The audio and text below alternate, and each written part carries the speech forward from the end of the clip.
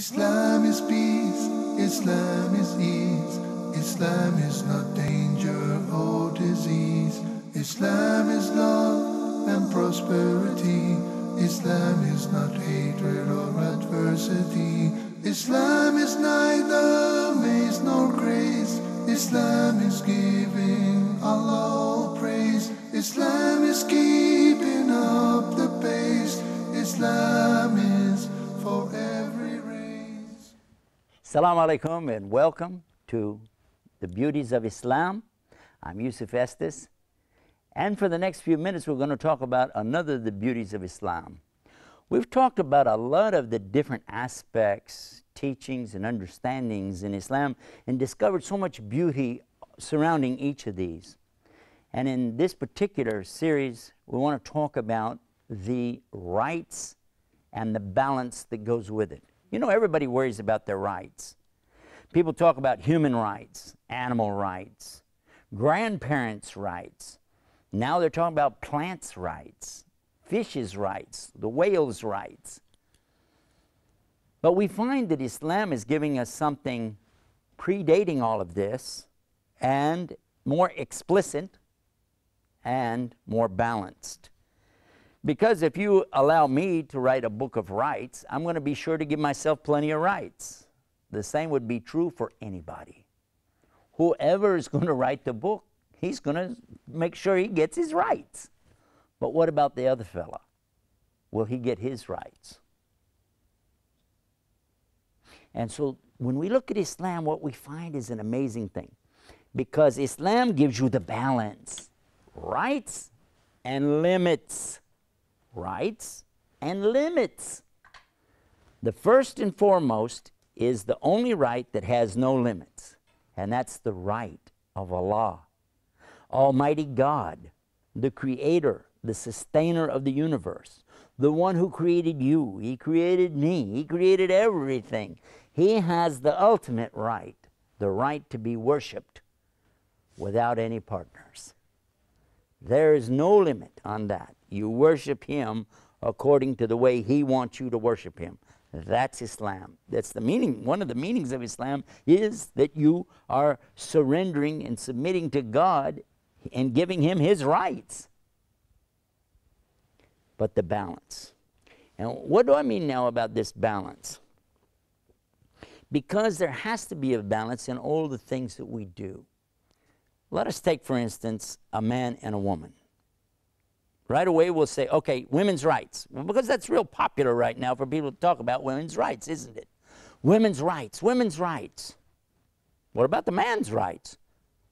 We don't hear people talking about that much anymore, do we? Because, in fact, if you said man's rights, it'd be like, oh, so you don't have women's rights. But we look to Islam to find out what is the real balance. This beautiful teaching in Islam is that there are absolutely rights for everybody. Everything Allah created has rights. Humans' rights, men's rights, women's rights, children's rights. Listen to this. Even your enemies have rights. Anybody that's captured in a war, there are rights that are ascribed to those people. They have rights. Even though they're enemies, even though you've captured them, you still have to give them their rights. So as a prisoner of war, he has the right to be fed and clothed. He has the right that you're going to care for him in the same way you would care for anybody and give them what they need, medicine, medical attention, and so on. Even in the war itself, the enemy who's fighting against you, he still has rights even while he's fighting against you. How? Well, let me give you an idea. The Quran is clear about this subject, that you must never fight anybody unless they're fighting you. So if there is a war going on and they're fighting and killing you, then you fight them. But look at this. Immediately it says, but if they stop, you have to stop. Because why? Rights. They have rights. And in the teachings of Muhammad, peace be upon him, he says, okay, if you're in a war, and some people said, you know what? We stop. Okay, you stop. And if even he just killed somebody, but he says, I want to change here, I want to become a Muslim. I want to enter Islam. You can't kill that man, even though he just committed murder. You can't, because he says, Ashhadu la ilaha illallah, Ashhadu Muhammad Rasulullah. That means, by the way, I bear witness there's none to worship except him, Allah. He has no partners. And I bear witness Muhammad's the messenger.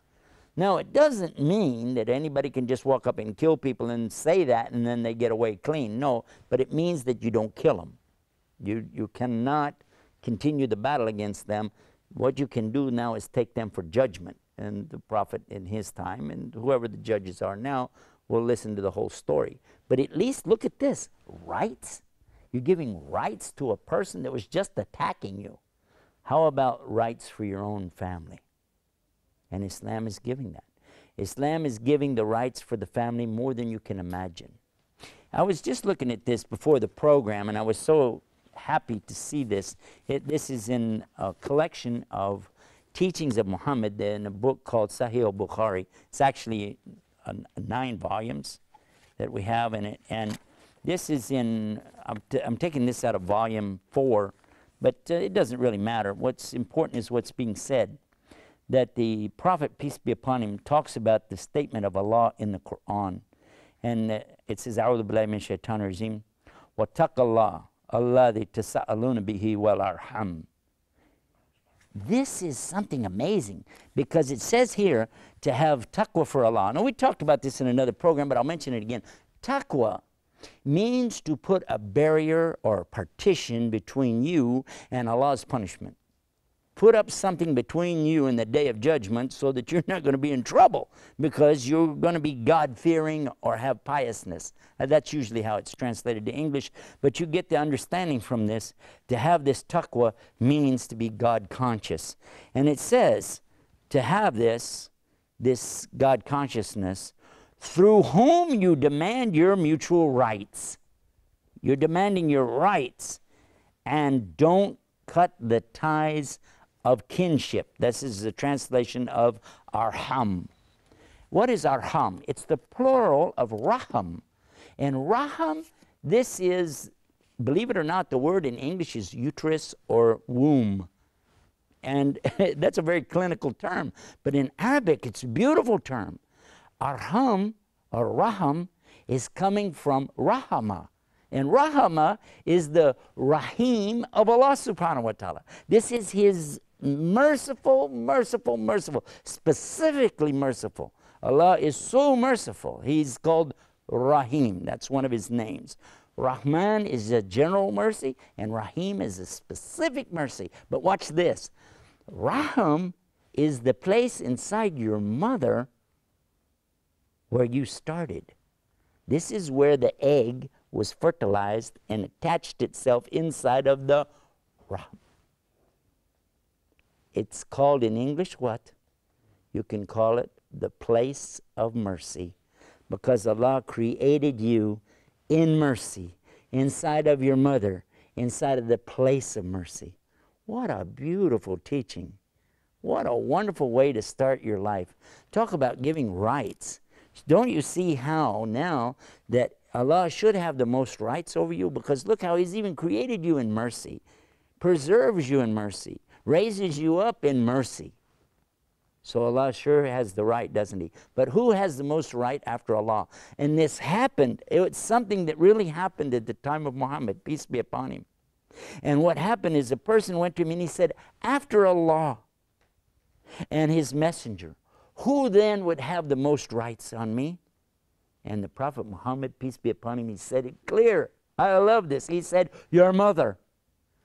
He said, and then who? He said, your mother. He said, and then who? Your mother. And then your father. Do you see this? Now keep in mind, at the time he said this, in Arabian Peninsula, women had no rights. No rights at all. Women were traded, bought, sold, given away, treated less than property, like almost like dirt or rocks. In fact, it was considered such a put down. It was considered such a shame, aib, to have a girl born to you, that these ignorant Arab people would take that little baby girl to the desert and bury her alive. dig the sand in the hot sand and put that poor little baby in there and let them die. So how do you think it looks to these people when here is Muhammad, peace be upon him, coming to them and saying, your mother has rights? Who? Your mother. Mother? Your mother. The mother? Your mother. And then your father. Look at this. What a beautiful teaching. When you stop and think of the rights that Islam is given to the mother like this. I want you to stop and think about this too. It did mention the father, so the father is definitely having rights. In the Quran, Allah is very clear about the rights of the parents. It's so beautiful. If you just knew how important it is to give the rights to your parents, if you knew what would happen to you just to obey Allah on this one commandment, you could change your whole life. If you're young, maybe you don't have any children yet, maybe you have some little kids at home, but if you do, I want you to think about this. How do you want your children to treat you when you grow old? How do you want your children to treat you when you become a senior citizen, an elder? You want respect? You want dignity, honor? You want them to care for you? You want them to bring you things that you need? Even water is a mercy from Allah, isn't it? But look at this. I want somebody to take care of me when I get old. I need my children to look up to me. I need them to respect me. I need them to care for me. Yeah? So what's the best thing I can do? Islam teaches me that if I take care of my parents, then my children will take care of me the same way. But if you disrespect your parents and you don't care for them, what will happen? You'll find that your children will do the same to you as you did to your parents. This is an amazing thing. It happened to me, actually. One time my children were in the kitchen arguing about who should wash the dishes. I started to go to the door to ask them what's going on, but I knew if I did, they would just go like this. Assalamu alaikum, Daddy. And I said, what's going on? Nothing. And you know where that goes. I said, well, and I saw my father sitting there. I went to my father, and I realized how many times he probably listened to me and my sisters argue about the same thing. I reached down and I kissed my father right here on the forehead. Now, that's not our custom. We don't do that. Arabs do that. Some Muslim countries, they do. But that wasn't our custom, but I did it anyway. I reached down and just kissed my father on the forehead and said, Dad, I love you. And I went and sat down. A few minutes later, one of my daughters came out of the kitchen. She walked straight over to me. She leaned down and she kissed me in the same spot I'd kissed my father. She says, Dad, I love you. And then I was so amazed because this is not something normal to us. And I sat there, I was about to cry. And then the other daughter came out. And now, mind you, they had not seen me do this to my father. My other daughter came out after she washed the dishes and she kissed me in the same spot. And she said, Dad, I love you. This is an amazing thing. Allah was showing me right then how you treat your parents is how your children will treat you. This is one of the beauties of Islam. For more like this, visit our website, beautiesofislam.com. We're waiting for you.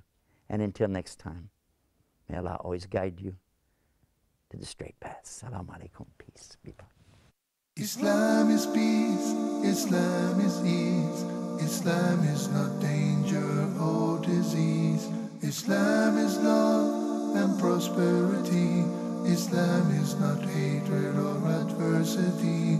Islam is neither maze nor grace. Islam is giving Allah praise. Islam is keeping up the pace.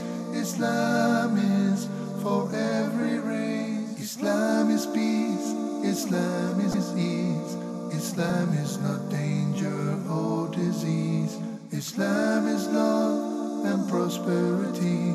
Islam is not hatred or adversity. Islam is neither maze nor grace. Islam is giving Allah